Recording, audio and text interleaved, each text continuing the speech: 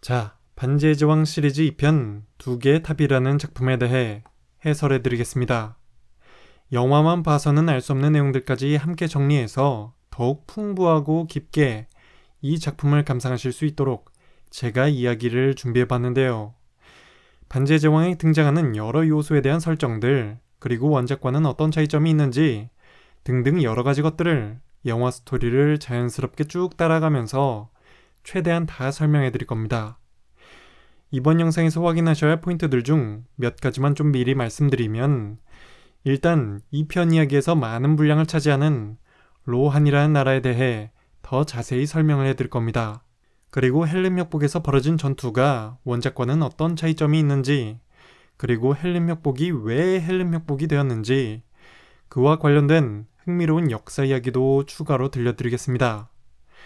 그리고 저번에 모리아에서 간달프가 발록과 함께 심연으로 떨어져 버린 뒤 둘이서 도대체 어떤 싸움을 벌였는지, 그리고 간달프가 어떻게 돌아오게 되었는지 영화엔 나오지 않는 풀스토리도 다뤄보겠습니다. 자, 이제 이야기로 들어가 보죠. 지난 1편 이야기에서 원정대원들이 뿔뿔이 흩어져 버리고 이제 2편부터는 프로도와 샘, 메리와 피핀, 그리고 아라곤, 레골라스, 김리, 이렇게 세 그룹으로 갈라진 반지원정대의 이야기가 교차되며 진행됩니다. 자, 먼저 프로도와 샘은 정말 무모하게도 단 둘이서 모르도를 향해 길을 찾아 나섰는데요. 그런데 가는 게 역시나 쉽지가 않았죠. 일단 가는 길 자체가 험합니다. 그리고 길도 잘 모르니까 길 잃어가지고 같은 곳을 맴돌기까지 하고 그러죠. 그런데 그러다가 심지어 어느 날 밤엔 어떤 녀석에게 기습까지 받게 되는데요. 그건 바로 골룸이었죠.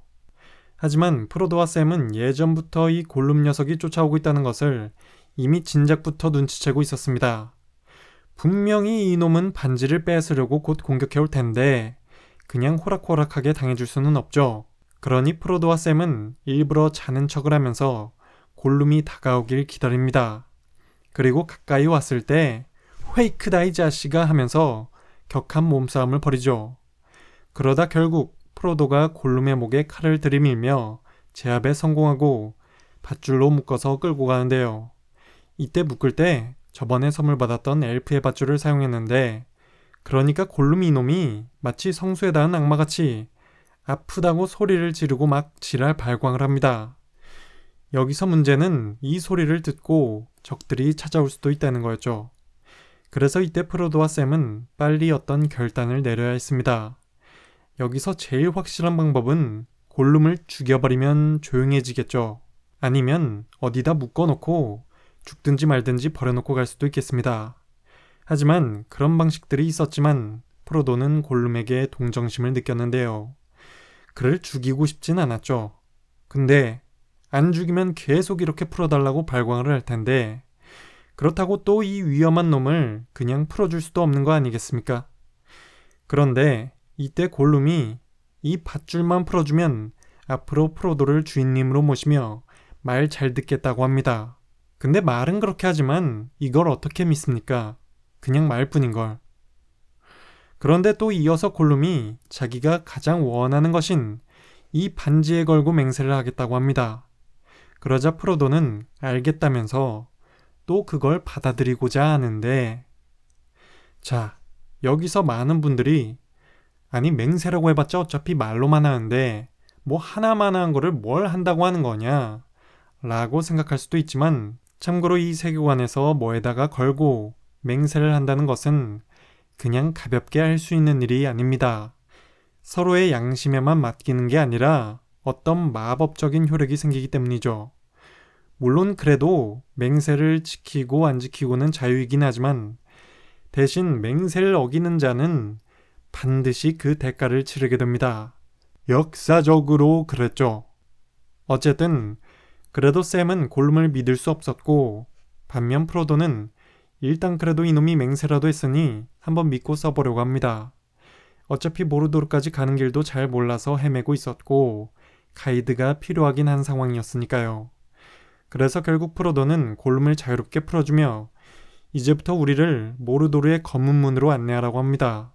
그리고 그렇게 골룸은 주인님의 명령에 따라 안내를 시작하죠. 한편 메리와 피피는 우루카이들에게 납치당해 업혀가고 있었는데요. 그런데 메리의 상태가 영 안 좋아 보이자 피피는 우루카이에게 내 친구가 아프니까 물 좀 주라고 합니다. 그러자 우루카이의 리더는 아프다고? 그럼 약 좀 줘라 얘들아. 아하하하하 이러면서 사악하게 웃으며 메리의 입에다 무언가 시꺼먼 액체를 부어 삼키게 하죠. 이렇게 영화 장면에선 그냥 장난삼아 괴롭히는 것처럼 보이게 묘사되었지만 원작에 따르면 사실 이게 진짜로 나름 약이랍시고 준 거긴 합니다. 이게 오크들이 마시는 술이라고 하는데 이걸 마시면 목구멍이 타는 듯 하긴 하지만 몸에 힘이 나고 통증이 사라진다고 하죠. 참고로 영화와 달리 원래 원작에서는 메리가 아니라 피피 입에다가 오크의 술을 붓고 메리의 상처에는 연고처럼 어떤 검은 물질을 발라줍니다. 근데 사실 왜 이렇게 해줬냐면 여기까지 너희들을 업고 오느라 우리 부하들이 지쳤으니까 이제부터 니들이 힘을 내서 그 두 다리로 직접 걸어오라고 이런 약간의 치료 같은 걸 해주는 내용이었죠. 그니까 병 주고 약 주고 또 병 주고죠. 근데 원작과 달리 영화에선 그냥 계속 등에 업고 갑니다. 그러니까 이 장면이 그냥 단순히 놀리는 모습으로 바꿔서 연출된 거겠죠. 아무튼 우루카이들은 메리와 피핀을 사루만에게 바치기 위해 계속 아이센가들을 향해 달려갔고 이때 아라곤, 레골라스, 김리는 납치당한 친구들을 구하기 위해 흔적을 열심히 추적하며 뒤따라가고 있었죠. 그런데 한편 지금까지 전력을 열심히 모아온 사루만은 본격적으로 전쟁을 일으킵니다. 먼저 아이센가드와 가장 가까운 로안부터 공격하기로 하죠. 그런데 그가 이끄는 군대에는 우루카이들만 있는 게 아니었습니다. 그 중엔 인간들도 있었죠. 영화를 보면 사루만이 어떤 꾀죄죄한 야만인들에게 충성을 맹세받으며 그들에게 로안을 공격하라고 명령하는 장면이 나오는데요. 이 야만인들은 누구냐 하면 덜랜드인이라 불리는 인간 종족입니다. 근데 참고로 이 세계관에서 같은 인간이라고 해도 다 같은 종족이 아니고 다 같은 편도 아닙니다. 덜랜드인은 사루만 편에 붙은 인간들이었죠. 원래 역사적으로 로안과는 영토 분쟁이 있어서 상당히 사이가 안 좋았던 이들인데 사루만이 이들이 가진 악감정을 부추겨 전쟁에 끌어들인 것이었습니다. 전에도 언급했지만 사루만은 말로 사람들을 홀릴 수 있는 마력을 가진 자였는데요. 게다가 옛날부터 덜랜드인들은 로안이 우리 땅을 뺏어간 원수라 생각하는 민족이었기 때문에 안 그래도 말빨 좋은 사루만이 그들을 이간질시키는 건 식은 죽 먹기였겠죠. 그렇게 사루만은 덜랜드인들의 마음에 불을 지피며 로안으로 가라! 가서 그들의 마을을 불태우고 너희들의 땅을 되찾으라고 합니다. 그러자 덜랜드인들은 그 말을 듣고 우루카이들과 함께 신나게 쳐들어가서 로안 사람들을 막 공격하기 시작하는데요. 그리고 그렇게 로안군과 사루만군 사이에 벌어진 첫 전투에서 로안의 왕자 세오드레드가 결국 치명상을 입고 쓰러졌죠. 그리고 이후 로안의 장군 에오메르가 숨이 겨우 붙어있는 상태로 쓰러져 있는 왕자를 찾아내 다시 왕궁으로 데려오는데요. 그런데 이렇게 전쟁이 벌어지고 자기 아들이 죽어가는 이 위기의 상황에도 현재 로안의 왕 세오데는 썩은 동태 눈가를 한 채 왕좌에 멍하니 앉아만 있습니다. 이런 왕에게 에오메르는 동맹인 줄로만 알았던 사루만이 지금 우리를 배신하고 군대를 보내 공격해오고 있다는 사실을 보고하죠. 그리고 사루만군의 표식이었던 하얀 손바닥이 찍혀있는 투구를 증거물로 제출하기까지 합니다. 하지만 그때 왕 옆에 서있던 간신 그리마가 끼어들죠. 지금 에오메르 제가 한 말은 거짓이라고. 전쟁광 자식. 저것도 전쟁하고 싶어서 저런 거네. 이러면서 모함을 하는데 세오덴 왕은 또 멍청하게 앉아서 이런 간신말만 듣고 앉아있는데요. 이거 상황이 완전 개판인데 자, 여기서 왜 이 나라 꼴이 이 지경이 된 건지 로안이라는 나라에 대해 간단히 소개하면서 이야기를 해드리겠습니다. 로안이란 나라는 이 세계관의 역사로 보자면 생긴 지 비교적 얼마 안 된 나라인데요. 지금으로부터 약 500년 전 곤도르가 적들의 침략을 받아 위기에 몰렸을 때가 있었는데 그때 유목민족이었던 에오세우드족이 군대를 이끌고 와 곤도르를 도와주었습니다. 그리고 그 전쟁이 끝나고 나서 곤도르는 도와준 것에 대한 답례로 곤도르의 북쪽 땅 일부를 떼서 그들의 거주지로 내주었고, 그러면서 로안의 초대 왕이 되는 에오르는 곤도르가 곤경에 처할 때면 우정에 도움을 주겠다는 맹세를 하죠. 그렇게 곤도르와 영원한 동맹을 맺으며 로안이란 나라가 건국된 것입니다. 그리고 이런 로안 사람들의 가장 큰 특징이 뭐냐 하면 말을 잘 탄다는 것인데요. 원래 유목민족이었으니까요. 아무튼 로안 하면 말인데 그들은 말을 잘 타니까 당연히 말을 키우는 것도 잘했겠죠. 그러니까 심지어 사우론도 이 로안산 말들을 탐낼 정도로 로안엔 잘 키운 좋은 말들이 많았습니다. 그래서 참고로 재밌는 사실 하나는 나주굴들이 타고 다니던 말들이 다 원래는 로안산 말들이라는 건데요. 이게 어떻게 된 일이냐 하면 지금으로부터 몇 년 전에 사우론은 로안에서 말을 사길 원했습니다. 값을 후하게 쳐주겠다고도 했는데 로안 쪽에서는 말들이 사악한 일에 쓰이는 게 싫었기 때문에 거래를 거절해버렸죠. 그러자 사우론은 그래? 안 판다고 하면 그냥 뺏어오지 뭐 라는 생각으로 부하들을 보내 말들을 약탈해 갔습니다. 근데 우리 차 뽑을 때도 색깔이 중요하지 않습니까?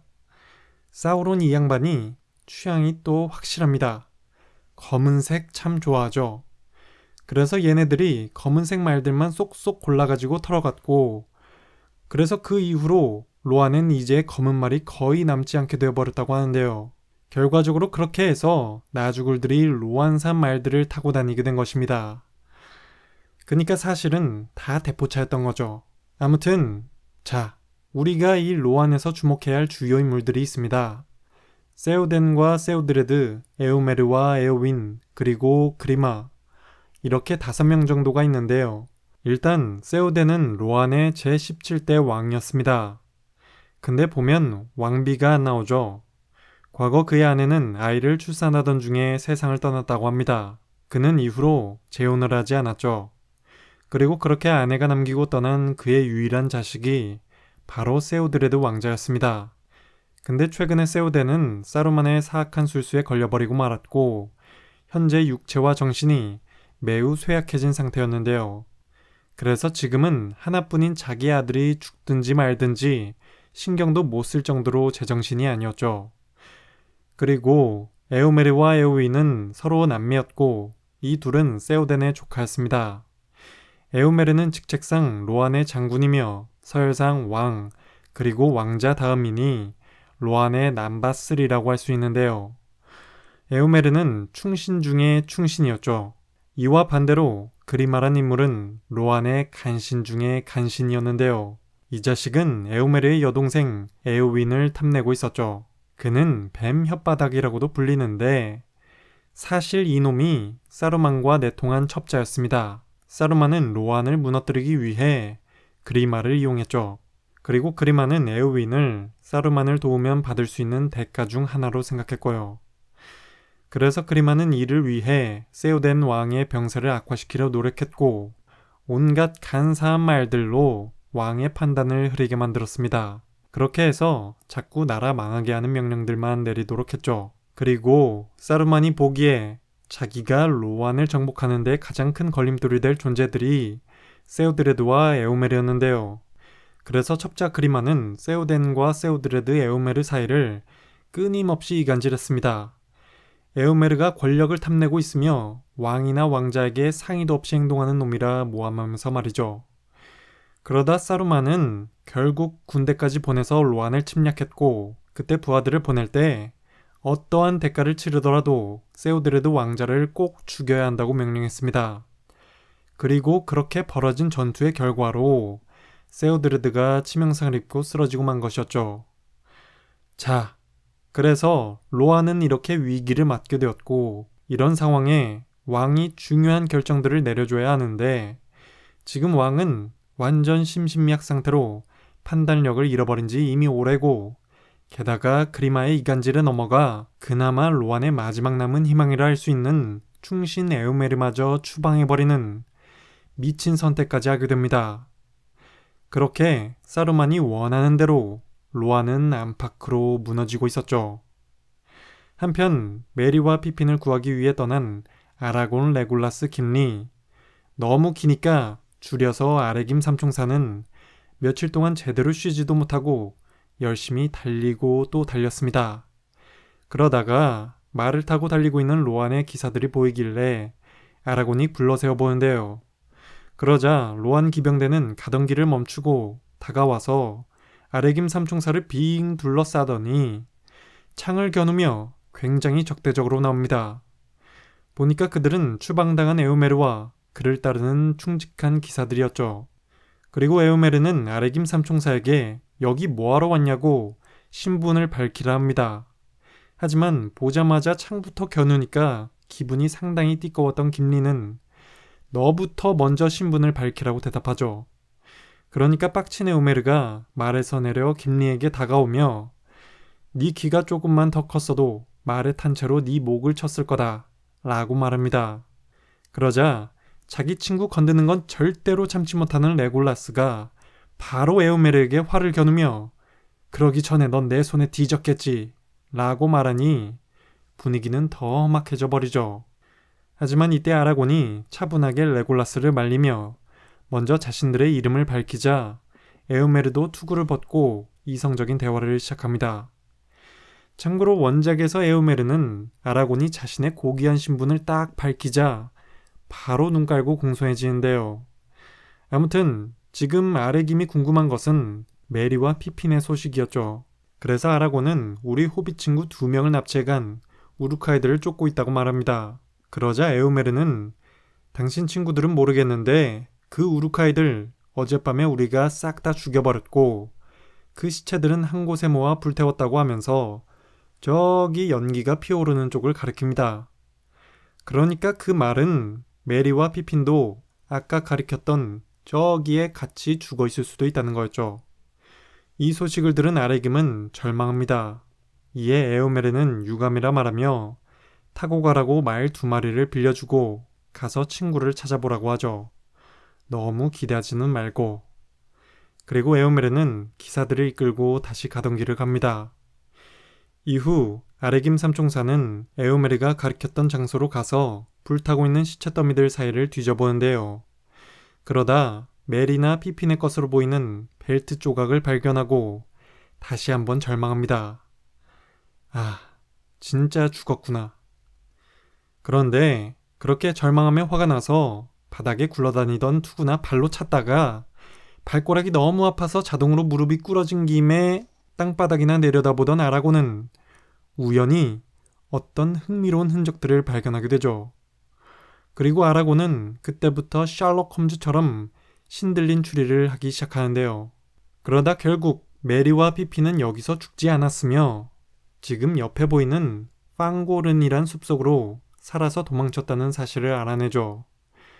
그렇다면 어젯밤엔 사실 무슨 일이 있었냐 하면 어젯밤 계속 이동하다 지쳐버린 오크들은 멈춰서 잠시 쉬었다 가기로 했습니다. 그런데 열심히 뛰어댕기느라 배도 많이 고프니까 몇몇 오크들이 메리와 피핀을 보며 입맛을 다시죠. 무슨 치킨인 것 마냥 다리 정도만 뜯어 먹으면 안 될까? 라 하면서 말입니다. 그런데 우루카이의 리더가 이를 말립니다. 호빗들을 절대 건드리지 말고 산채로 그대로 데려오라는 사루만의 명령 때문이었죠. 근데 이 명령은 호빗들을 건강한 상태로 잘 데려왔으면 해서가 물론 아니었고 사실 부하들이 반지를 빼돌리지 못하게 하기 위해서였습니다. 그런데 이런 명령에도 불구하고 어떤 놈이 말을 안 듣고 호빗들을 잡아먹으려 하자 리더가 그놈 대가리를 날려버리죠. 그렇게 한 놈 날려주니까 분위기가 좀 정리되는 듯 합니다. 그런 다음 리더가 호빗들 대신 이놈 고기나 나눠 먹으라고 하니까 다들 한 점이라도 주워 먹으려고 막 몰려들죠. 그리고 그렇게 오크들이 정신 팔려 있는 틈을 타 메리와 피피는 도망쳐보려 하는데요. 하지만 곧 어떤 집요한 오크 녀석이 혼자 기회를 노리며 쫓아와 메리와 피핀을 붙잡죠. 그런데 마침 그때 로안의 기사들이 우르르 달려오더니 그 오크에게 창을 던져 꽂아버립니다. 그렇게 전투가 시작되었고 에오메르가 이끄는 로안 기병대가 거기 있는 오크들을 싹 다 잡아 죽여버리죠. 그리고 메리와 피피는 그 덕분에 혼란을 틈타 옆에 있던 숲속으로 도망치는 데 성공합니다.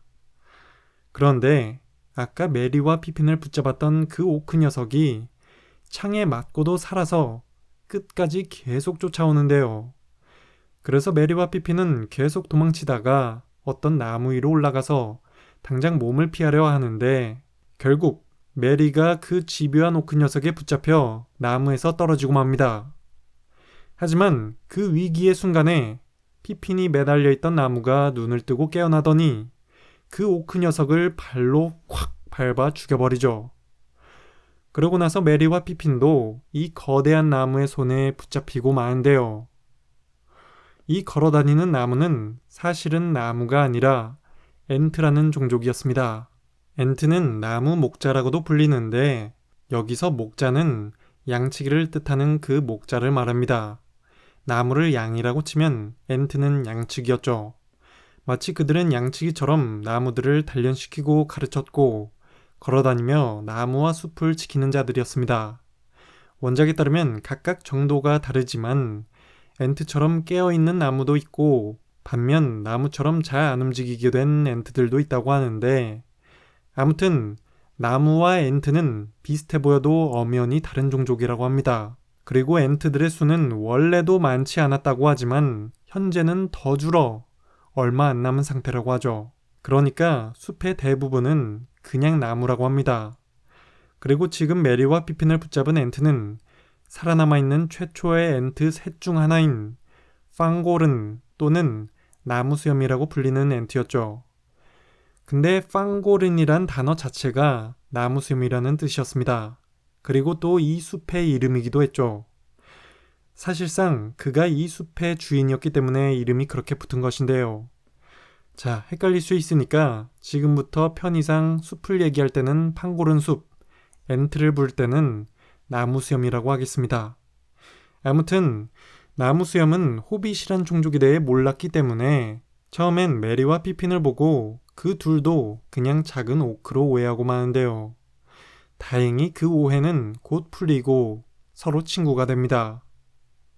한편 모르도르 가이드 골룸을 따라간 프로도와 샘은 어떤 늪지대에 들어서게 되는데요.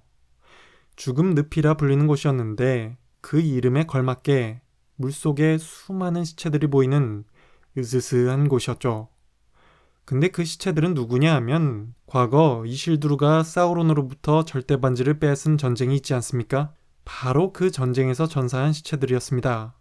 워낙 역대급 규모로 전투가 벌어졌었기 때문에 전투가 벌어졌었던 모르도르 정문 앞쪽 다고를라드 평원이라는 곳에는 정말 수많은 이들이 쓰러져 묻혔고 그 땅이 시간이 지나 거대한 늪으로 변해버린 것이었죠. 그런데 정말 특이한 게 그 전쟁을 한 지 무려 3000년이나 지났는데 거기엔 여전히 죽은 자들의 얼굴이 보였다는 건데요.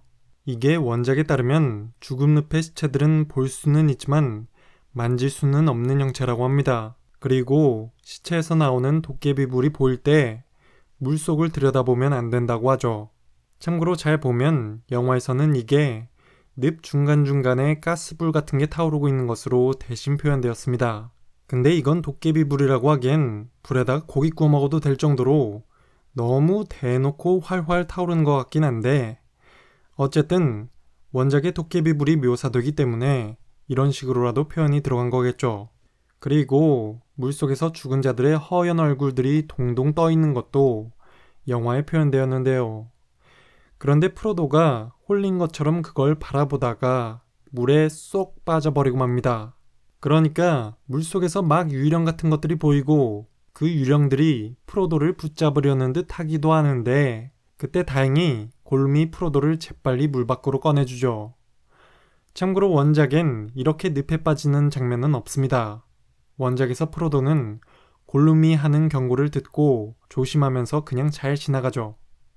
아무튼 이런 위험한 늪이니까 아무도 잘 안 다녔고 그 덕분에 적들을 마주칠 확률이 적으니 모르도르를 향해 갈 수 있는 비교적 안전한 길이었죠.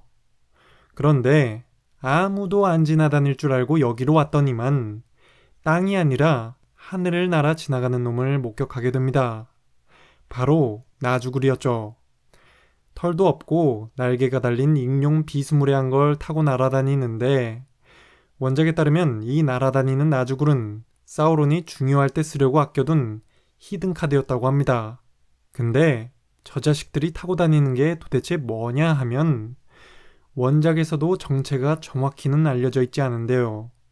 아주 오래전부터 이어져 생존해온 어떤 고대의 괴수인데 사우론이 그 새끼들을 붙잡아 썩은 고기를 먹여 키우며 길들였다고 묘사되죠. 그리고 그것을 자기 부하 나주구 녀석들에게 탈 것으로 준 것입니다. 이 정체불명의 괴수는 보통 펠 비스트라는 이름으로 팬들이 부르긴 하죠. 근데 사실 이게 진짜 이름은 아니고 그냥 잔인한 짐승이라는 뜻입니다. 원래 딱 정해진 이름이 없죠.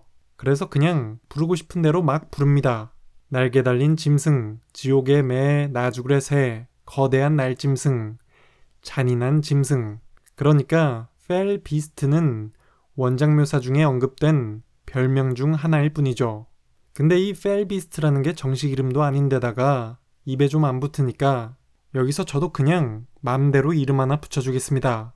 나주굴이 자가용처럼 타고 다닐 만한 작은 용같이 생긴 거라 해서 이제부터 자가용이라고 하겠습니다. 자, 아무튼 자가용 타고 날아다니는 나주굴이 하늘 위로 나타나서 잠시 상당히 쫄렸지만 프로도와 샘은 다행히 잘 숨어서 피하고 무사히 죽음 늪을 건너가게 되죠. 한편 메리와 피핀을 추적하다 팡고른 숲으로 따라 들어간 아레김은 거기서 어떤 백색의 마법사를 마주칩니다. 그러자 이런 허연 마법사 하면 사루만밖에 더 있어? 라고 생각한 아레김은 사루만이 입을 열어 무슨 주문이라도 걸기 전에 먼저 선빵을 쳐서 제압해야만 한다 라고 판단하고 재빠르게 공격을 시도하지만 힘의 차이가 너무 나서 씨알도 안 먹히죠. 그리고 그 마법사는 눈앞이 잘 보이지 않을 정도로 강한 후광을 비추면서 말을 거는데요. 이때 영화에선 일부러 사루만의 얼굴이 볼랑말랑하면서 목소리까지 섞어 들려주며 사루만인 것처럼 보이게 하는 연출을 했습니다. 하지만 사실 그 백색의 마법사는 발록과 함께 심연으로 떨어졌다가 다시 살아 돌아온 한층 업그레이드된 모습의 간달프였죠. 도대체 간달프에겐 무슨 일이 있었던 걸까요? 자, 설명을 해드리면 이게 영화에선 두 부분으로 나누어져 표현되었는데요. 먼저 2편 두 개의 탑의 시작 부분을 보면 1편에 나왔었던 다리 위에서 대치하는 발록과 간달프의 장면이 다시 나오고 그 이후에 둘이 함께 심연으로 떨어지며 이어졌던 싸움의 일부가 먼저 나옵니다.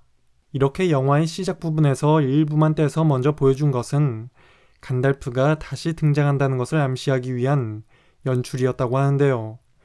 그리고 이따가 지금 이렇게 간달프가 백색의 마법사로 다시 나타난 다음에 간달프가 과거를 회상하며 또 나머지가 나오죠. 그런데 영화에선 이 두 부분의 장면들을 다 합쳐도 중간에 생략된 내용들이 있기 때문에 지금부터 제가 간달프에게 어떤 일들이 있었던 건지 원작을 기반으로 전체 이야기를 설명해 드리겠습니다. 일단 간달프는 두린의 다리에서 아주 오랜 시간을 아래로 떨어졌습니다. 영화에서도 보면 얼마나 깊은지 떨어지는 와중에도 아주 격렬하게 발록과 싸우죠. 그리고 맨 아래까지 떨어지자 깊고 차가운 물이 있었다고 하는데 영화에선 물에 딱 닿으면서 장면이 끝납니다. 그렇지만 원작 묘사에 따르면 시간이 헤아려지지 않는 저 깊은 아래의 물에 닿자 발록의 불은 꺼져버렸고 그 물속에서도 둘은 오랜 시간 격렬한 싸움을 벌였죠. 근데 간달프 이 양반 싸움 실력이 보통이 아닌 겁니다. 그래서 한참 싸우다 보니 발록은 이거 계속 싸우다간 질 수도 있겠다 싶었는지 지가 먼저 싸움 걸 때의 모습은 어디 가고 이젠 반대로 쫄아서 튀기 시작하죠. 그렇지만 어둑한 굴 속 어딘가로 도망치는 발록을 간달프는 지독하게 쫓아갔습니다. 발록은 이곳에 오래 살았기 때문에 길을 아주 잘 알고 있었고 여기 있던 어떤 비밀 통로를 통해 위로 올라갔는데요. 그러다 끝없는 계단이라는 곳에 도달했죠. 그곳은 접근하기 힘든 위치였기 때문에 드워프들에게도 잊혀져 오래전에 없어졌다거나 그냥 전설일 뿐이라 생각하는 장소였습니다. 하지만 간달프가 이렇게 다녀온 결과론 실제로 존재하고 있었죠. 그 끝없는 계단이란 이름처럼 셀 수 없이 많은 계단이 나선형으로 되어 있는 곳이었고, 그걸 따라 계속 쭉 올라가다 보니 모리아 위에 있는 3대 산봉우리 중 하나인 은빛 천봉의 정상 지락지길에 도착하게 되는데요. 거기엔 산 꼭대기에 있던 바위를 조각해 만들었다고 하는 두린의 탑이란 게 있었습니다.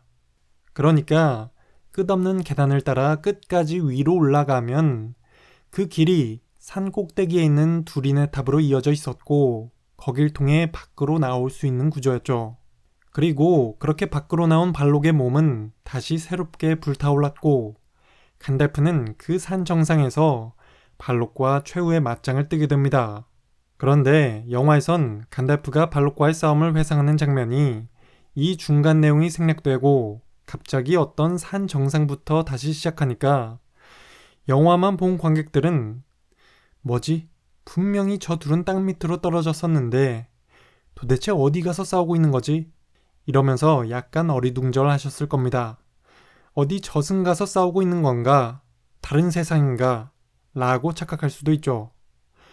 참고로 물속에 떨어진 후 싸우는 장면과 발록이 끝없는 계단으로 도망치면서 이어지는 싸움 장면들은 영화에선 정말 아쉽게도 제작비 문제로 생략된 거라고 하는데요.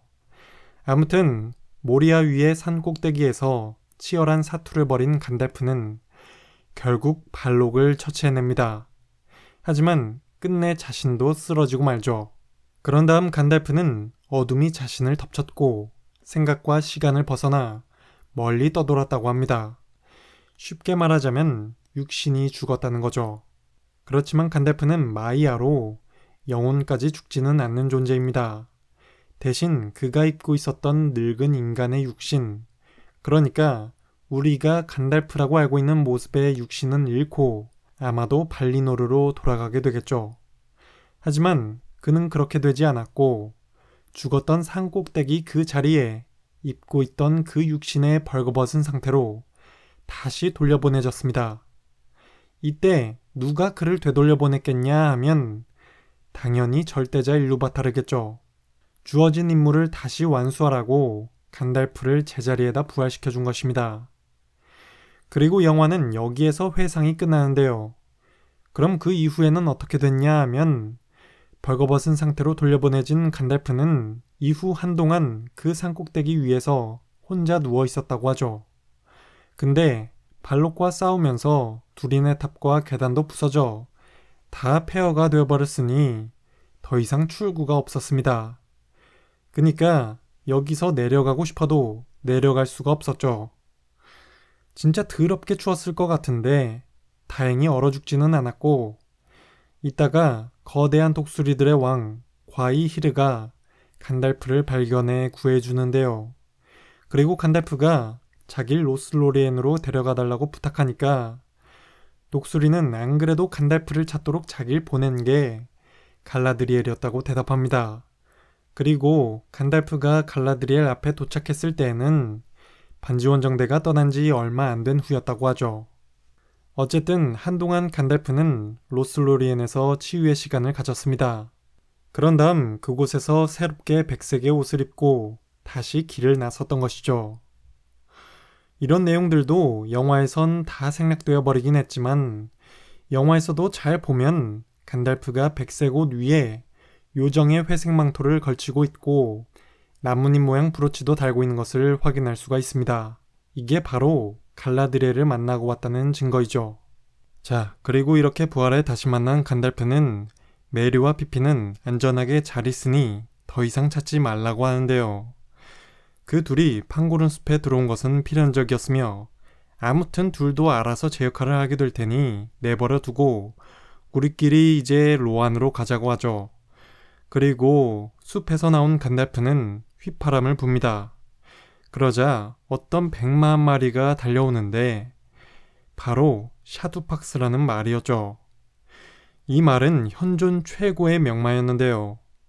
근데 백색의 마법사가 되더니 말도 백마로 깔맞춤을 한 거냐 라고 오해할 수도 있지만 사실은 아닙니다. 그럼 이 말은 뭐고 간달프가 어쩌다 타고 다니게 된 건지 설명을 좀 해드리면, 좀 전에 로안하면 말이라고 했었죠. 이 말 또한 로안 출신이었는데요. 자, 1편에서 간달프가 사루만한테 잡혀있다가 탈출했을 때 있지 않습니까? 탈출하고 나서의 내용이 영화에서는 생략되었지만 그때 간달프는 사루만이 배신했다는 걸 이제 알게 되었으니 일단 거기서 가장 가까운 로안부터 들려서 이 사실을 알리며 다가올 전쟁을 경고해 주었습니다. 하지만 세오덴 왕은 그때도 이미 맛이 간 상태였죠. 그래서 세오덴은 간달프의 말에 귀를 기울이지 않았고 간달프에게 그냥 아무 말이나 하나 골라 타고 빨리 여길 떠나버리라면서 쫓아냈습니다. 근데 그러자 간달프는 그중 최고 제일 좋은 말인 샤도팍스를 데려가 버렸죠. 원작 설정상 샤도팍스는 메아르라는 종의 말이었는데 그저 잘 달리기만 하는 게 아니라 왕만 탈 수 있는 특별한 말이었습니다. 메아르종 말은 대대로 말들의 왕이며 왕들의 말이었죠. 게다가 샤도팍스는 그 중에서도 최고였다고 합니다. 근데 이 메아르종 말들은 아주 영리한 데다가 성격도 포악해서 로안의 왕이나 왕이 될 사람이 아니면 아예 태워주지도 않는 녀석들인데 간달프를 태운 것은 이례적인 일이었죠. 근데 간달프라고 해서 바로 태워준 건 아니고 간달프도 힘들게 쫓아다니면서 겨우 길들였다고 합니다.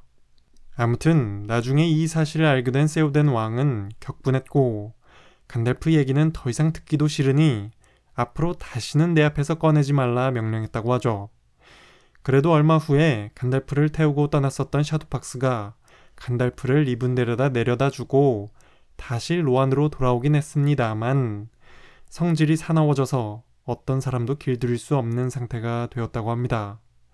이제 간달프만을 모시겠다는 뜻이겠죠. 자, 아무튼 간달프는 그렇게 전에 인연을 맺었었던 샤도팍스를 지금 다시 불러서 타고 이제 로안으로 향하는데요. 로안의 수도 에도라스에 있는 황금빛 궁전 메두셀드로 갑니다. 거기에 세오덴 왕이 있었죠. 근데 도착하니까 거기 주민들이 쳐다보는 눈빛이 썩 좋지가 않습니다. 지금 나라 돌아가는 분위기가 좋지 않은 것 때문도 물론 있지만 원작 묘사를 보면 다른 이유도 있죠. 간달프가 오랜만에 한 번씩 올 때마다 자꾸 이상한 사건을 들고 오니 그를 악의 전령이라 부르는 사람들이 생겼다고 합니다. 아니, 안 좋은 일이 생겼으니까 경고해주러 오는 건데 사람들은 이걸 반대로 이 양반만 오면 꼭 안 좋은 일이 생기더라 라고 착각하면서 이거 참 억울하게도 간달프가 비호감으로 찍혀버린 것이죠. 그러니까 간달프가 왕궁 안으로 들어가자 간신 그리마는 이런 심리를 이용하며 나쁜 일만 몰고 오는 불청객이 또 왔네 이러면서 혓바닥을 또 놀려댑니다. 하지만 간달프는 네 말 들으러 온 거 아니니까 빠져 이 자식아 하면서 가볍게 무시하며 지금 동태눈가를 하고 있는 세오덴 왕을 위한 퇴마의식을 시작하죠. 백색의 마법사가 되어 돌아온 간달프는 사루만과 마력 대결을 해 결국 이겨버리고 세오덴을 치유해줍니다. 마치 너무 오래 냉동되어 있어서 허옇게 성에가 잔뜩 낀 것 같은 푸석푸석한 모습이었던 세오덴은 잘 해동된 것처럼 곧 혈색이 돌아오죠. 참고로 원작에선 그렇게 치유를 받고 나서 세오덴은 간달프에게 매우 고마워했고 간달프는 그 보답으로 샤도팍스를 정식으로 선물 받습니다. 샤도팍스가 이제 렌트가 아닌 자차가 된 것이죠. 아무튼 드디어 다시 정신을 차린 세오덴은 자기를 병들게 했던 간신 그리마를 쫓아내버리고 그제서야 자신의 소중한 아들을 찾습니다. 그런데 치명상을 입었었던 세오드레드는 이미 죽고 말았죠.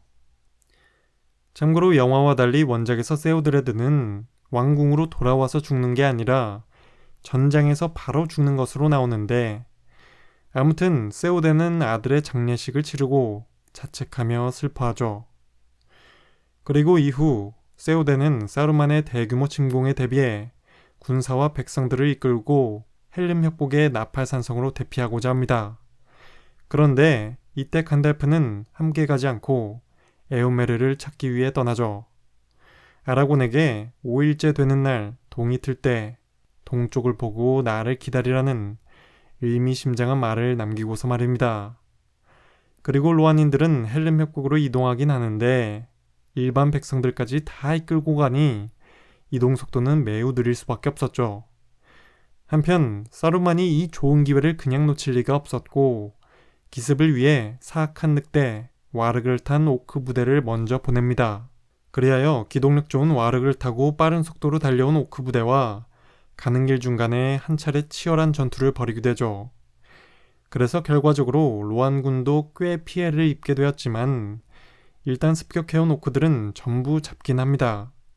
그런데 그 전투 도중에 아라곤이 와르그에 탄 어떤 오크를 잡아 죽이다가 안장에 손이 꼈는데 그 상태에서 흥분한 와르그가 절벽으로 돌진해버려가지고 아라곤도 같이 저 절벽 아래 강물로 떨어지고 말았는데요. 그리고 전투가 다 끝나고 난 뒤 그 사실을 알게 된 세오덴은 아라곤이 사실상 전사한 것으로 생각했고 일단 전사한 자들은 그대로 두고 계속 이동하자는 명령을 하죠.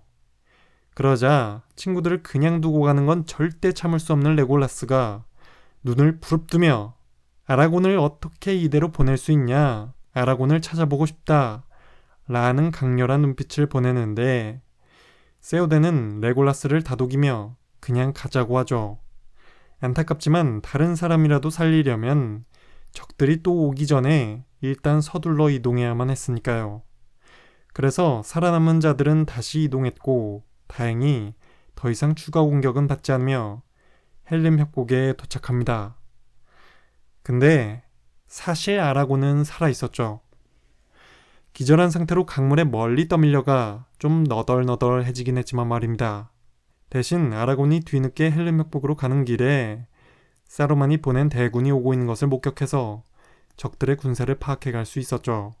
그리고 결국 헬림 협곡까지 살아 돌아간 아라곤은 세오덴에게 이 사실을 알려주는데 세오덴은 그렇게 많이 온다고 라고 하면서 분명히 놀랐으면서 올 테면 와보든지 하면서 자꾸 자신감 있는 척을 합니다. 이 헬림 협곡의 나팔산성은 적들에게 한 번도 깨진 적이 없다면서 말이죠. 이에 아라곤은 지금 병력도 턱없이 부족한 우리끼리 도대체 어떻게 막는다는 거요. 여기 있는 인간들은 아이 한 명도 남김없이 싹 다 죽을 거라고 직언을 합니다. 근데 이런 소리를 병사들이 다 드는 곳에서 해버리니까 그제서야 세오덴도 솔직하게 얘기하는데요. 그도 바보가 아니었으니 당연히 현실은 알고 있었죠. 세오덴은 이런 식으로 말합니다. 그럼 나보고 어쩌라고? 지금 안 그래도 겁먹은 부하들 앞에서 자꾸 이런 소리나 할래? 어차피 죽을 거라면 나중에 역사에 남도록 싸워는 봐야 될 거 아니야? 그러자 아라곤은 지금이라도 사자를 보내 지원군을 요청하라고 합니다. 이에 세오덴은 또 이렇게 대답하죠. 누가 올 건데? 엘프? 드워프? 연합군 같은 건 이제 없어. 그러자 아라곤은 그럼 곤도르는 어떠냐고 묻습니다. 이에 세오덴은 곤도르? 우리 저번에 털릴 때 곤도르는 안 도와주고 뭐 했어? 지금 우리한테 동맹 같은 건 없어. 우리는 혼자야. 라고 대답하죠. 영화에선 이렇게 바람 앞에 등불 신세가 된 로안을 극적으로 보여주기 위해 이런 상황으로 바꿔서 표현한 것 같지만 이게 사실 원작 설정과는 다릅니다. 영화에서 마치 곤도르와 사이가 틀어진 것처럼 로안은 아무도 도와주지 않는 불쌍한 외톨이인 것처럼 굴지만 아까 제가 설명했죠. 로안은 애초에 곤도르와 동맹을 맺으면서 시작된 곤도르의 동생 같은 나라입니다. 그리고 그간 특별히 동맹이 깨질 일도 없었죠. 오히려 곤도르야말로 항상 최전방에서 적들과 싸우고 있었는데 우리 안 도와주고 뭐 했어? 이런 소리나 하면 굉장히 섭하겠죠. 그러니까 원래는 지원군이 안 와도 로안이 삐질 이유가 전혀 없습니다. 이때는 로안뿐만 아니라 사우론의 적이었던 엘프, 드워프 인간들이 다 각자 전쟁하면서 자기 땅 지키기 바빴거든요. 아무튼 영화에서는 지만 힘든 로안이었고 지금 로안으로 오고 있는 적들은 어림잡아도 10,000명이라고 하는데 로안은 한 300명 뿐이었죠. 힘없는 노인 아이들도 칼만 들 수 있으면 무장시켜서 싹싹 긁어모아 봤지만 쪽수 차이가 너무 납니다. 여기서 이기려면 자자 우리 성벽도 아주 튼튼하고 하니까 할 수 있어. 더도 말고 우리 두당 딱 30마리씩만 잡자. 어때? 근데 옆에 있는 전우가 하나도 못 잡고 죽었다. 그럼 네가 60마리는 잡아줘야 돼. 그럼 우리 이길 수 있어. 라고 해야 하는데 이게 되겠습니까? 그러니까 지금 로아는 절대 이길 수 없는 싸움을 앞뒀습니다. 그래서 다들 기분이 매우 안 좋은데요. 그런데 전투가 벌어지기 전 다행히 엘프들이 지원군을 보내오죠. 로슬로레엔의 국경수비대장이었던 할디르가 지휘관으로 왔는데 이때 할디르가 우리 엘프는 인간들과 오래전 동맹 아니었습니까? 우리 다시 오랜만에 함께 싸워봅시다 라는 엘론드의 말씀을 전한다고 합니다. 이러니까 분위기는 훈훈하고 좋긴 하죠. 근데 로슬로리엔의 갈라드렐 밑에서 일하는 양반이 왜 리븐델 영주 엘론드의 말을 전하는지 이게 알고 보면 뭔가 좀 이상한 상황인데요. 사실 이렇게 할드르가 지원군을 이끌고 오는 것 자체가 원작에는 없는 내용입니다. 아까 말했듯이 이때 엘프들도 자기 땅 지키기 바빴으니까요. 게다가 원작 묘사에 따르면 마지막 동맹 이후 오랜 시간이 지나면서 엘프와 인간 사이는 많이 서먹해졌다고 합니다. 그럼에도 불구하고 왜 이런 장면이 나왔냐 하면 제가 봤을 때 영화 제작진은 뭐가 어쨌든 엘프와 인간이 다시 힘을 합쳐 싸우는 그런 모습을 연출해보고 싶었던 것 같습니다. 그리고 인간과 엘프가 사우론에 대항해 함께 싸웠던 최후의 동맹에서 영화에서는 엘론드를 엘프군의 대표적 인물로 표현했고 그러니까 여기서도 일부러 엘론드를 언급한 것이겠죠. 또 여기에다가 그럼 지원군을 데려갈 사람으로 누굴 보낼 거냐? 새로운 인물을 추가하는 것보단 기존 등장인물을 활용하고 싶긴 한데 엘론드 아랫사람 중에 보내자니 딱 마땅한 인물이 없단 말이죠. 그래서 지금까지 영화에 출연했던 엘프들 중에서 지휘관급으로 활용할 만한 캐릭터가 누가 있냐 하면 딱 할디르 뿐이었으니 원작 내용과는 좀 안 맞지만 대충 그냥 그렇다고 치고 만든 것 같습니다. 원작을 안 본 관객들은 뭐가 이상한지도 전혀 모를 테니까요. 그 덕분에 원작에서 그냥 잠깐 나오다 마는 인물 정도인 할디르가 영화에선 비중이 많이 늘어났죠. 어쨌든 정말 고맙게도 엘프 지원군이 와줘서 마음이 아주 훈훈하고 든든하긴 한데 여전히 쪽수는 너무 많이 딸립니다. 그리고 결국 사루만의 대군은 바로 코앞까지 다가왔고 이길 수 없는 전투는 시작되고 말죠. 그리고 이 헬름역국에서 벌어지는 전투 장면들은 진짜 다 명장면들인데요.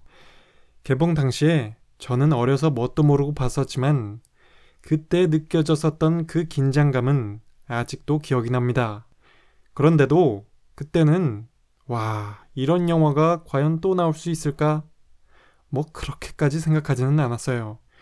이런 영화들이 당연히 계속 수도 없이 나올 거라고 생각했었는데 그렇지가 않았죠. 아무튼 지금까지 어떤 적도 함락시키지 못했다는 자부심이 있었던 헬름협곡의 나팔산성에서 아주 치열한 전투를 벌였지만 결국 화약을 사용해 성문도 뚫려버리고 끝도 없이 쳐들어오는 적들에게 밀려 거의 다 함락되고 맙니다. 그리고 마지막 남은 병력들은 퇴각해서 성의 가장 안쪽에 있는 공간에 숨어가지고 문 하나를 두고 막으며 겨우 버티죠. 이런 상황이 되자 세우데는 이제 다 끝났다고 포기합니다. 하지만 이때 아라곤이 그럼 어차피 우리 뒤질 때까지 한번 싸워봅시다. 로한을 위해 라고 하죠. 그러니까 세우덴도 다시 기운을 내며 그래 가봅시다 하는데요. 그런데 그때 해가 떠오르고 있었고 그러자 아라곤은 전에 간달프가 했던 약속이 떠오르죠. 5번째 날 해가 뜰 때 동쪽을 보라고 했던 그 약속 말입니다. 어쨌든 그리고 세오덴이 마지막 용기를 짜내며 무쇠주먹 헬름의 나팔 소리가 마지막으로 울려 퍼질 것이오 라고 말하니까 김리가 예스 하면서 이곳 나팔산성에 설치되어 있는 어떤 커다란 나팔로 달려가서 나팔을 우렁차게 불죠. 그런 다음 다들 말에 올라타 마지막 진격을 합니다. 이미 죽을 각오를 했으니 그냥 무작정 앞으로 밀고 나가죠. 그러다 수많은 적들 때문에 더 나아갈 수도 없어졌을 때 해가 떠오르는 저기 동쪽 언덕 위에서 간달프가 등장합니다. 그리고 그 뒤엔 추방당했던 에오메르가 수많은 기병대를 이끌고 나타났고 언덕에서 힘차게 달려내려와 나팔산성을 포위하고 있던 적들을 막 쓸어버리죠. 그러니까 사르만군은 지원군의 기세에 눌려 계속 밀리다가 결국 겁을 먹고 숲속으로 도망쳐버리고 그렇게 절대 이길 수 없을 것만 같았던 전투가 기적적인 승리로 끝이 나죠. 자, 여기서 이 나팔산성 전투가 원작과 어떤 차이점이 있는지 제가 들려드리겠습니다. 일단 이 전투를 준비하는 이야기의 초반으로 돌아가 보면 원작에서는 로안의 수도 에도라스에 있는 군사와 백성들을 모두 이끌고 피난을 가는 내용이 아니었습니다. 다 같이 피난을 가는 게 아니라 군사들만 이끌고 헬름 협곡으로 지원을 가는 거였죠. 이때 원작에선 원래 어떤 상황이었냐 하면 아이센가드와 가장 가까운 로안의 서쪽 땅 웨스트폴드의 영주 에르켄브란드라는 인물과 왕자 세오드레드가 사루만군의 침공에 맞서 전투를 벌였지만 많은 병사가 죽고 세오드레드가 쓰러지며 패배했고 전투에서 밀린 전력이 도망치다가 뿔뿔이 터져버립니다. 그래도 최대한 병사들을 다시 모아 헬림 협곡으로 퇴각시켰지만 아직도 많은 병사들이 흩어져 있었죠. 그래서 에르켄브란드 영주가 흩어져 있는 정예 기사들을 모아오기 위해 직접 길을 나섭니다. 이런 에르켄브란드라는 인물은 대단한 무공을 가진 로안의 주요 인물로 묘사되는데 영화에서는 생략되어 출연하지 않죠. 최대한 등장인물 수를 줄이려고 했기 때문입니다. 아무튼 원작에선 원래 이런 상황이었고 그래서 세오덴이 군사를 이끌고 헬림 협곡으로 지원을 가는 내용이었습니다. 그리고 그 지원을 갈 때 에오메르와 함께 가는데요. 영화에서는 에오메르가 추방당하는 것으로 내용이 바뀌었지만 원래 원작에서 에오메르는 추방당하지 않습니다. 세오덴이 내리는 잘못된 명령에 불복종하고 그리마를 죽이겠다고 하다가 감옥에 갇혀있게 되죠. 그리고 세오덴이 다시 정신을 차린 뒤 풀려나서 세오덴과 함께 헬름 협곡으로 출정하게 됩니다. 그리고 영화에서는 피난을 가는 내용으로 바뀌면서 이동할 때 수도에 있던 백성들도 다 이끌고 가게 되는데 사실 이게 원작 설정상 헬름 협곡의 위치를 알면 절대 좋은 판단이 아닙니다. 헬름 협곡의 나팔산성은 위치가 로안의 서쪽에 있어 아이센가드와 매우 가까운 위치에 있는데요. 반면 수도 에도라스는 로안의 동쪽으로 아이센가드와 멀리 떨어져 있죠. 나팔산성이 아무리 튼튼하다고 해도 수도를 그냥 버려버리고 거기 살고 있는 일반 백성들까지 다 모아서 굳이 적진과 가까운 곳으로 피난을 보내겠다는 건 정상적인 계획이라고 볼 수가 없죠. 수도가 이미 다 털려버리고 도저히 어디 갈 데가 없는 것도 아니고 왜 힘들고 위험하게 거기로 갑니까? 누가 피난을 최전선을 향해서 갑니까? 가도 반대로 가야죠. 그러니까 이건 원래라면 세오덴 이 양반이 아직 해동이 덜 됐나? 라고 의심해봐야 되는 상황이라고 볼 수가 있습니다. 하지만 영화에서는 마치 헬름 협곡으로 가는 게 퇴각을 하는 것처럼 아무튼 헬름 협곡만이 유일한 피난처인 것처럼 내용을 바꾸면서 이 계획을 정당화시켰죠. 그리고 그렇게 해서 배수의 진을 치고 싸우는 절망적이고 필사적인 상황으로 만들어 더 극적인 분위기를 연출한 것입니다. 그리고 영화에선 다 같이 피난을 갈 때 에오윈도 함께 가는데요. 이와 달리 원작에서 에오윈은 세오덴이 군사를 이끌고 지원을 가서 자리를 비우는 동안 잠시 통치를 맡아 수도의 백성들을 보호하는 역할을 합니다. 그리고 헬름 협곡의 상황도 영화 내용만큼 열악하지는 않았는데요. 원작에서도 사르만 군과 전력차가 많이 나긴 했지만 나팔산성이 영화에서처럼 그냥 텅 비어있는 상태가 아니었죠.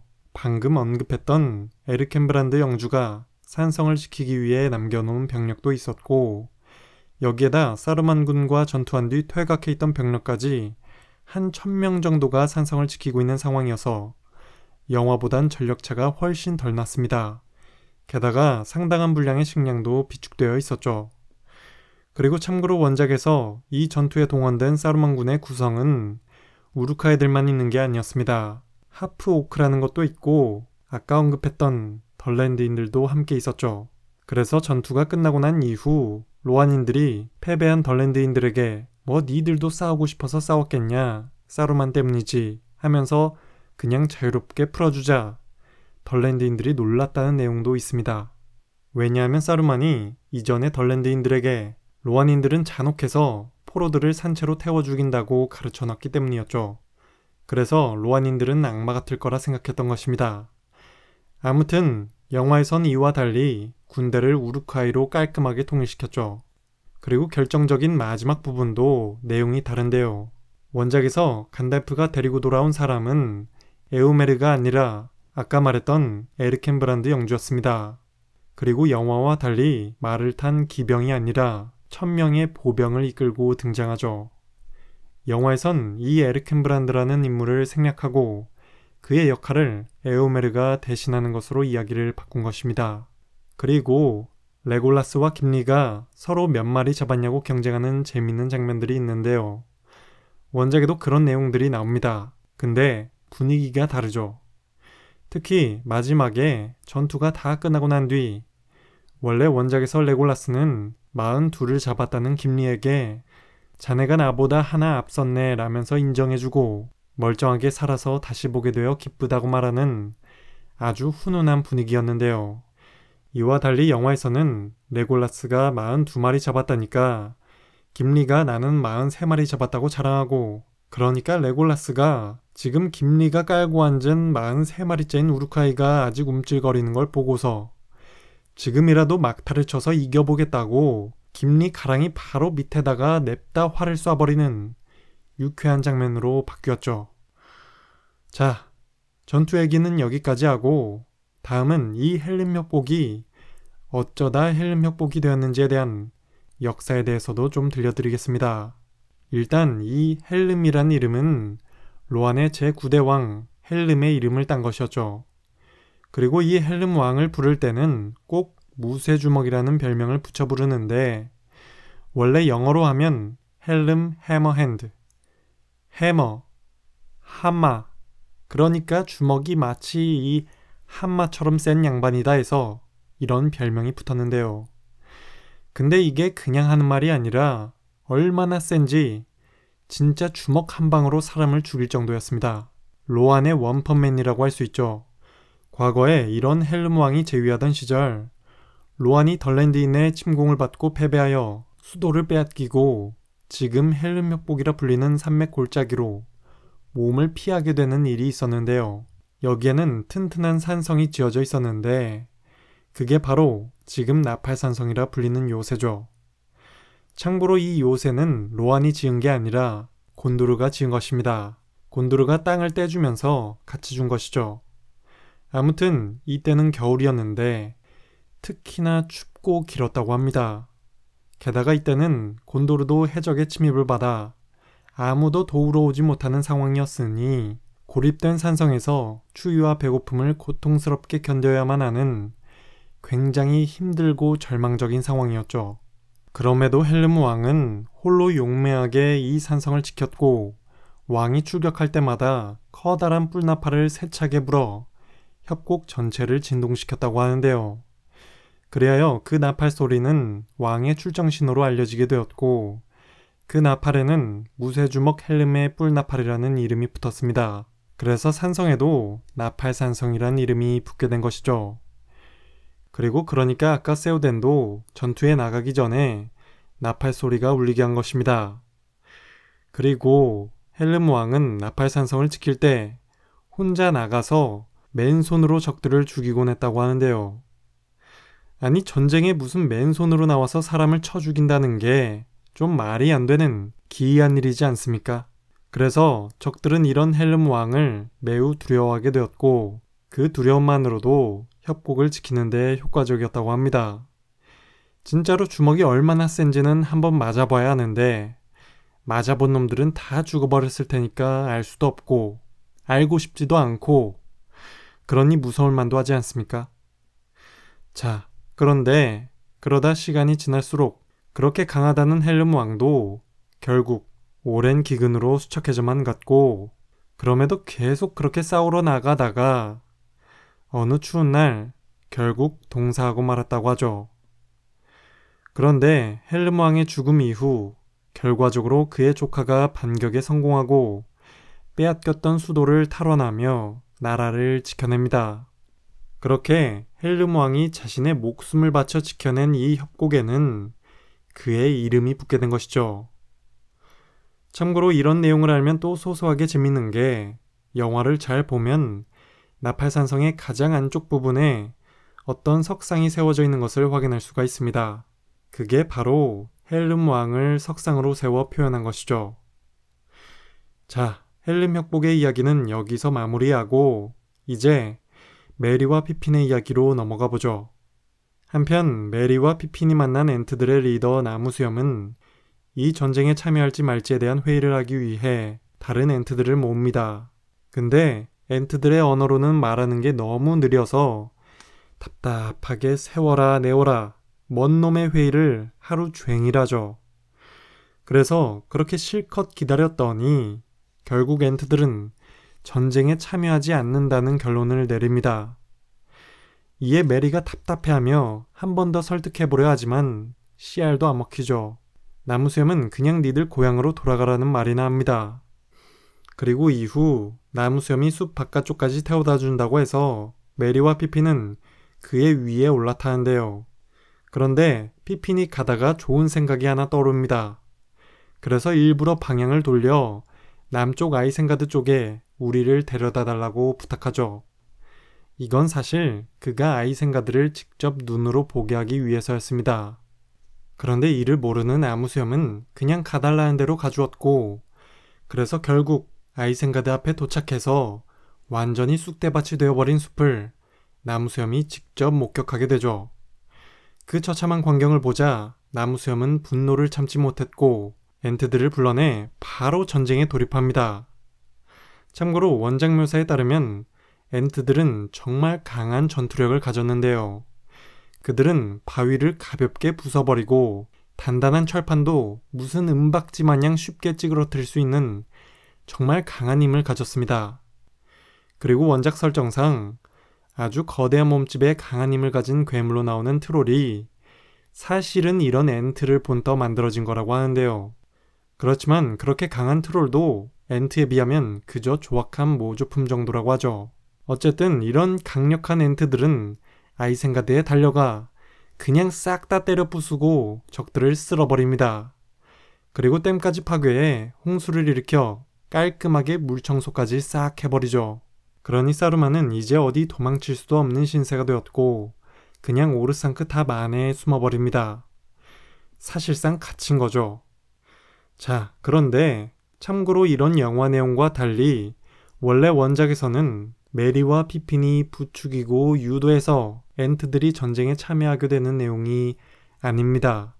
엔트들은 사루만이 숲을 파괴했다는 사실을 진작부터 알고 있었고 메리와 피핀을 만났을 때는 이미 분노한 상태로 자기들끼리 알아서 회의를 하고 전쟁을 하겠다고 나서죠.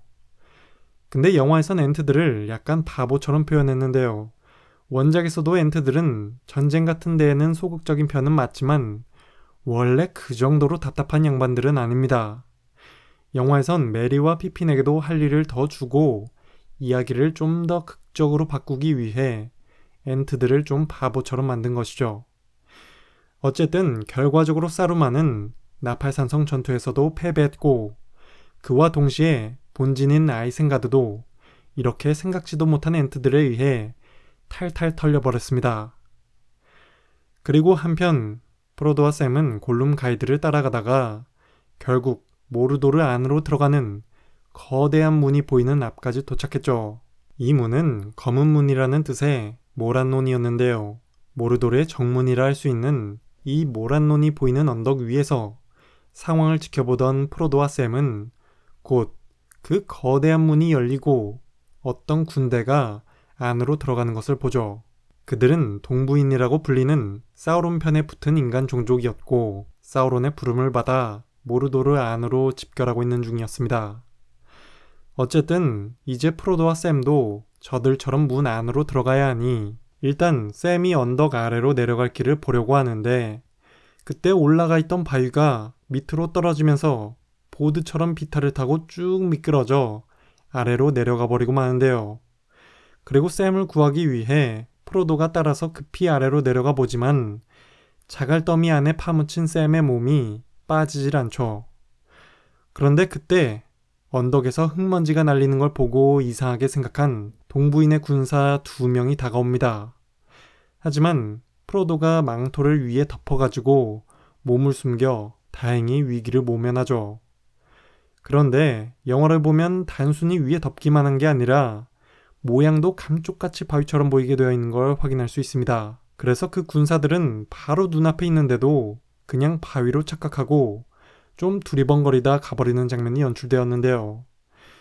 영화만 보신 분들은 아니 이건 뭔가 싶으실 텐데 원작 묘사에 따르면 반주원 정대가 받았던 로슬로리엔 엘프들의 망토엔 특별한 은신 기능이 있다고 제가 전에 언급했었죠.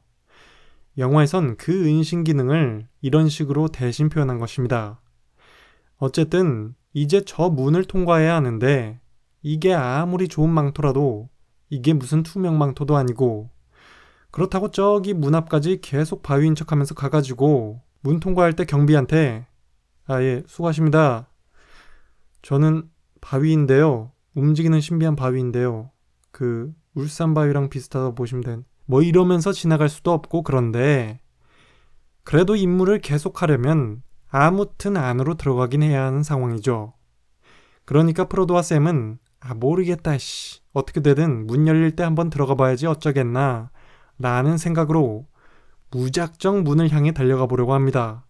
그런데 그때 골룸이 와서 갑자기 둘을 뜯어말리죠. 들어가면 무조건 잡힐 거고 반지를 그렇게 사우론에게 갖다 바칠 순 없다면서 말입니다.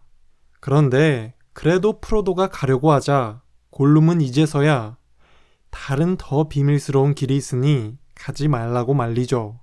그러니까 샘이 왜 진작 말 안 했어 이 자식아 하면서 화를 내니까 골룸은 이렇게 대답합니다. 안 물어봤잖아. 그래 그건 맞죠. 여기까지 안내해 달라고 했지 다른 길은 없냐고 묻진 않았으니까. 꼭 일부러 이런 애들이 있어요. 아무튼 자 여기서 제가 모르도르 안으로 들어갈 수 있는 길들에 대해 설명드리겠습니다. 길은 딱 2개가 있는데요. 첫 번째는 지금 프로도와 샘이 앞에 도착한 모란논을 통과하는 것입니다. 이 거대한 성문의 양쪽에는 모르도르의 이빨이라 불리는 쌍둥이 탑들도 세워져 있는데 이게 원래 곤도르인들이 사우론에게 승리한 후에 만들어 놓은 탑이라고 합니다. 그런데 이후 곤도르의 힘이 약해지고 사우론이 모르도르로 컴백하면서 빼앗겨버렸고 사우론은 그걸 개조해서 정문의 감시탑으로 잘 써먹고 있었죠. 이런 모란논은 모르도르의 정문인 만큼 경비가 아주 삼엄한데요. 여길 그냥 무사히 뚫고 들어간다는 게 말이 안 되죠. 도둑들이 도둑질하러 들어갔는데 경비실 들렸다 가겠다는 거랑 똑같습니다. 그러니까 이 길은 안 되고 다음 2번째 길은 미나스 모르굴이라는 요새가 있었는데 그 근처에 난 샛길로 들어가는 겁니다. 골룸이 말한 다른 길이 바로 이 길이었죠. 참고로 미나스 모르굴도 원래 곤도르의 요새였습니다. 제가 세계관 역사편에서도 설명했지만 원래 곤도르의 수도였던 오스길리아스에는 도시의 양쪽에 2개의 요새를 세워놨었는데요.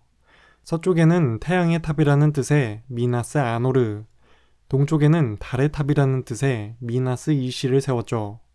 그런데 나중에 이 미나스 이실이 사우론에게 빼앗기면서 흑마법의 탑이라는 뜻의 미나스 모르굴이라는 이름으로 바뀌게 된 겁니다. 그리고 미나스 아노르도 지금은 미나스 티리스로 이름이 바뀌었죠. 어쨌든 이제 이 미나스 모르굴을 향해 골룸이 길을 안내하게 되는데요. 그런데 거기로 이동하다가 또 어떤 군대가 지나가는 것을 목격합니다. 그들은 하라드인이라고 부르는 인간 종족이었죠. 그들은 남부인이라고도 불리는데 곤도르 남쪽에 있는 하라드라는 지역에서 사는 인간들이었기 때문입니다.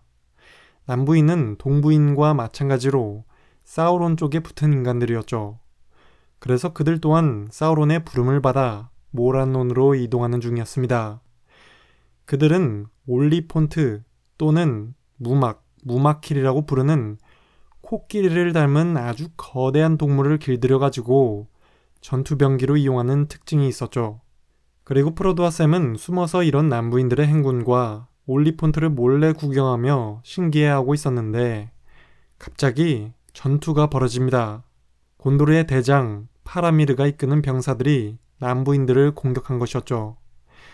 파라미르는 곤도르의 통치섭정 데네소르의 둘째 아들이자 보로미르의 동생이었는데요. 파라미르는 전투를 하고 나서 프로도와 샘을 발견하게 됩니다. 그리고 둘을 잡아서 어떤 장소로 끌고 가죠. 근데 이때 보면 검은 천으로 눈을 가리고 끌고 가는데 곤도르의 비밀기지로 가는 길이었기 때문입니다. 원작 내용에 따르면 이방인들에게는 가는 길을 절대 보여주면 안 된다는 명령이 있었다고 하죠. 심지어 동맹국가인 로안 사람들도 예외가 아니라고 합니다. 이곳은 일몰의 창문이라는 뜻의 헨네스 안눈이라는 아름다운 폭포였고 이 폭포 뒤편엔 동굴이 있었는데 거기에 곤도르군의 은신처가 만들어져 있었죠. 프로도와 샘은 거기 잡혀서 파라미르에게 잠시 조사를 받습니다. 반면 골룸은 아까 잡히기 직전에 지만 혼자 조용히 사라져 도망쳤었기 때문에 거기에 같이 없었죠. 그런데 나중에 보니까 반지에 대한 욕망에 이끌려 계속 몰래 뒤따라왔는지 골룸은 헨네스 안눈 폭포 아래의 물가에 와서 물고기를 잡고 있었는데요. 여기가 비밀기지라는 사실은 모른 채 말이죠. 그리고 그걸 발견한 파라미르는 자고 있던 프로도를 깨워 일부러 골룸의 모습을 보게 합니다. 아까 전에 파라미르가 골룸에 대해 물었을 때 프로도는 모른 척 했었기 때문인데요. 그리고 프로도는 계속 모른 척 하고 싶었지만 파라미르가 자기 부하들에게 명령을 내려 군사 기밀 지역에 몰래 들어온 죄로 골룸을 죽이려 하자 그제서야 프로도는 골룸이 자신의 가이드라고 털어놓으며 자기가 그를 데려올 테니 죽이지 말아달라고 애원합니다.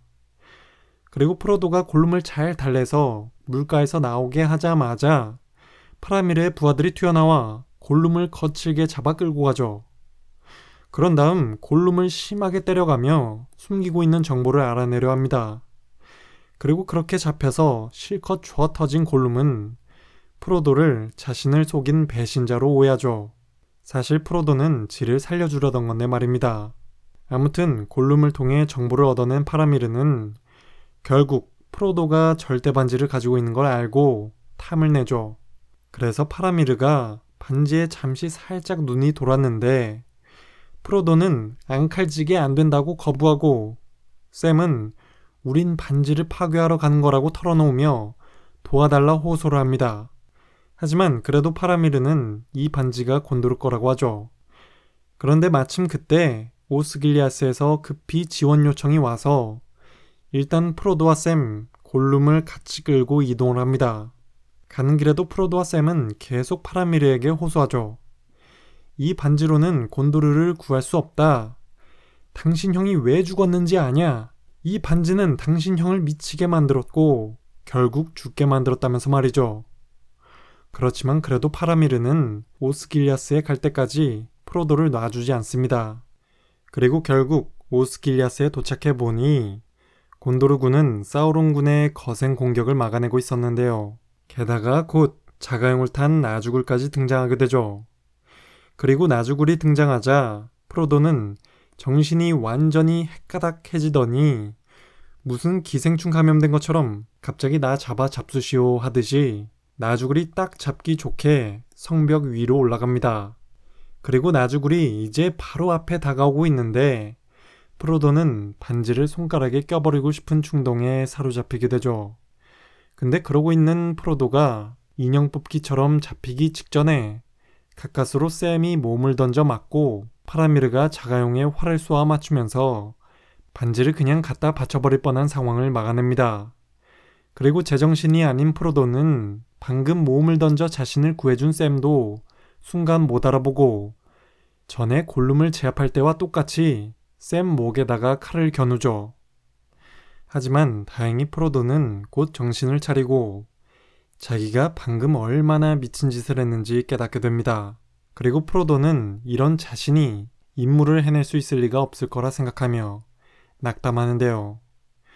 그렇지만 샘이 프로도를 일으켜주며 다시 한번 힘을 내도록 용기를 붙돋우는 이야기들을 해주죠.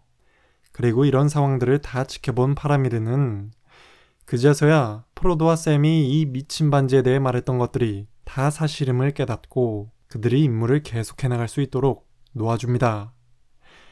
자, 그런데 참고로 파라미르라는 캐릭터도 영화와 원작이 차이가 좀 있는데요.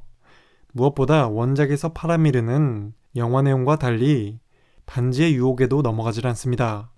이렇게 파라미르는 원래 아라곤에 버금가는 성인 군자 같은 캐릭터이죠. 프로도와 샘에게도 처음부터 항상 예의를 차려 대해주는 아주 인자한 모습으로만 나옵니다. 하지만 영화에서는 좀 더 긴장감 있는 이야기를 위해 파라미르의 완벽한 인품을 많이 깎아놨죠. 프로도를 경계하고 적대적으로 대하며 유혹에도 약한 좀 더 평범한 인간적인 모습으로 표현되었는데요. 그렇지만 영화에서도 파라미르를 여전히 현명하고 좋은 모습의 캐릭터로 표현하고자 했습니다. 파라미르가 주요 인물이다 보니까 내용을 어떻게 조금 바꿀 수는 있더라도 이게 캐릭터랑 이야기랑 다 연결되어 있으니 전부 다 바꾸기는 힘들단 말이죠. 그러니까 보면 영화에선 프로도와 샘이 먼저 잡혀서 조사받는데 건드리지도 않으면서 괜히 골룸만 주업해는 상황이 나오죠. 그리고 파라미르가 오스길리아스까지 프로도를 억지로 끌고 가서 벌어지게 되는 장면들도 원래 원작에는 없는 내용들인데요. 원작에선 손님 대접만 해줬지 포로로 잡아 끌고 다닌 적이 없으니까요. 여기서도 잘 생각해보면 파라미르가 정말 반지의 유혹을 당했고 탐이 났으면 그냥 자기가 뺏어가지고 껴보거나 직접 목에 차고 가져가면 되는데 굳이 귀찮게 프로도까지 같이 끌고 다닐 필요는 없지 않습니까? 프로도가 무슨 반지 케이스도 아니고. 제가 봤을 때 이건 아까 말했듯이 원래 원작에서는 파라미르가 반지를 탐낸 적이 없기 때문에 이런 식으로 애매하게 반지의 유혹에 넘어간 것도 아니고 안 넘어간 것도 아니고 반지를 뺏은 것도 아니고 안 뺏는다는 것도 아닌 그런 상황으로 만들어 전개시킨 것 같습니다. 바로 그냥 놔주는 것보다 그게 더 긴장감이 있으니까 이야기를 부분적으로 바꾸긴 했지만 영화에서도 결국 파라미르가 반지를 뺏지는 않게 하면서 캐릭터성과 이야기를 유지하려고 한 것이죠. 아무튼 파라미르는 이제 프로도와 샘을 진심으로 이해하였으니 그들이 임무를 계속할 수 있도록 자유롭게 풀어주며 안전하게 강 아래를 통과해 건너갈 수 있는 길로 안내까지 해줍니다. 그런데 헤어지기 직전에 골룸이 앞으로 얘네들을 안내한다고 하는 길이 미나스 모르굴 옆에 난 길, 키리스 웅골이라는 사실을 듣게 된 파라미르는 골룸 목을 잡고 거칠게 밀어붙이죠. 그리고 파라미르는 골룸 이 자식이 지금 데려가려고 하는 그 길은 너무 위험하다며 프로도에게 경고합니다. 하지만 그렇다고 그 길 말고 다른 대안도 없었기 때문에 어쩔 수 없이 그냥 그 길로 가게 내버려 둘 수밖에 없었는데요. 그래서 파라미르는 대신 골룸 모가지나 한 번 더 세게 잡으며 만약에 저들을 해치면 뒤질 줄 알으라고 단단히 경고를 한 뒤 보내줍니다. 근데 사실 골룸이 그의 손을 떠난 뒤에는 뭐 해줄 수 있는 건 없죠. 어쨌든 그렇게 프로도와 샘 그리고 골룸은 다시 길을 떠났고 이런 취급들을 받은 골룸은 프로도에 대한 배신감으로 불탑니다. 이전에 골룸은 프로도가 연민을 가지고 잘해준 것에 대해 인간적으로 감동해서 프로도를 진짜 주인님이자 친구처럼 생각하며 아주 충성을 다 바칠 듯이 했었는데 자기를 속였다고 생각한 뒤엔 목을 비틀어 죽여버리겠다는 아주 강한 분노의 감정으로 완전히 반전되어 버리죠. 이렇게 영화에서 골룸은 원작과 달리 감정이 훨씬 더 극적으로 변화하도록 이야기가 바뀌었는데요. 아무튼 겉으로는 아닌 척 하고 있지만 사실 속으론 앙심을 품고 있는 골룸 녀석의 안내를 받으며 프로도와 샘은 위대한 이야기의 주인공들처럼 계속해서 앞으로 나아가게 됩니다. 불지옥 같은 검은 땅 모르도르를 향해서 말이죠.